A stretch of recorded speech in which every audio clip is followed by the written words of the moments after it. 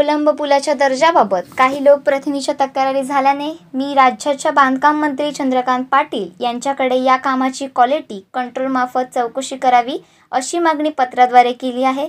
त्यामुळे पुलाखाली राहून केलेल्या चौकशीच्या मागणीची पत्रे असल्यास संबंधितांनी ती आपल्याकडे द्यावीत, त्यानुसार मी पाठपुरावा करेन असा टोला आमदार वैभव नाईक यांनी स्वाभिमान पक्षाला लगावला। मात्र ठेकेदाराकडून अर्थपूर्ण तडजोडीसाठी तक्रारी केल्या असतील तर त्याची दखल घेतली जाणार नाही असेही त्यांनी पत्रकार परिषदेत स्पष्ट केले। कोळंब पुलाचं काम 2-2.5 वर्ष नादुरुस्त असल्यामुळे ते काम दुरुस्त करण्याचं काम आता पूर्ण झालेलं आहे।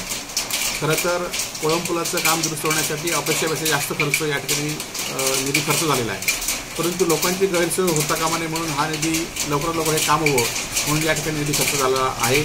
परंतु काही लोकप्रतिनिधी आणि काही राजकीय कार्यकर्त्यांनी या पुलाच्या कामासंदर्भात असे भेटलेले आहेत। मी माननीय चंद्रकांत पाटलांना तसं लेखी पत्र दिलेलं आहे की आपण या कामाच्या खर्चासंदर्भात आणि या कामाच्या दर्जासंदर्भात आपण वेगळ्या स्वरूपात या ठिकाणी ऑडिट करावं।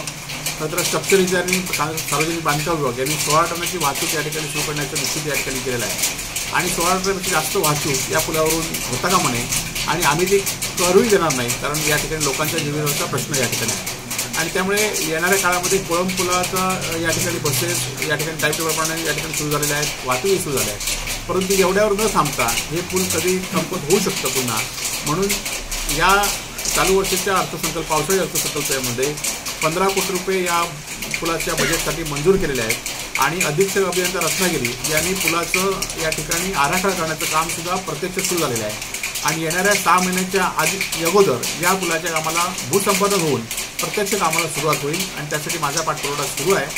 आणि खऱ्या अर्थाने काही लोकांनी ज्या टीका केल्या आहेत त्याचबरोबर काही लोकांनी या कामाच्या दर्जासंदर्भात पुलाच्या खाली राहून चौकशी करण्याची मागणी केली आहे।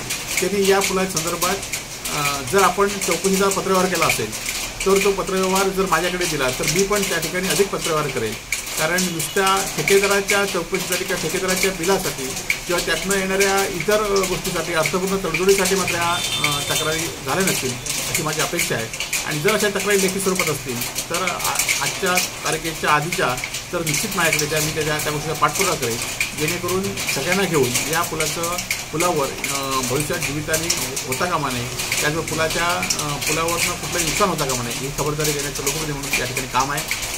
त्याचबरोबर कालच एसटीचा काही भाग कोसळून जो प्रवासी जखमी झाला त्यांना या ठिकाणी मी स्वतः भेटून आलेलो आहे। त्यांच्या उपचारासाठी शासनाकडनं एसटी प्रशासनाकडनं पूर्ण मदत या ठिकाणी करून या ठिकाणी घेणार आहे आणि खऱ्या अर्थाने हे काम पुलाचा भाग जीर्ण झाल्यामुळे या ठिकाणी नवीन एसटी स्टँड आपण या ठिकाणी मंजूर केलं होतं। या एसटी स्टँडसाठी सुद्धा गेल्या 2 महिन्यामध्ये परवानगीसाठी काही प्रशासनाच्या गलथान कारभारामुळे या ठिकाणी थांबलं होतं।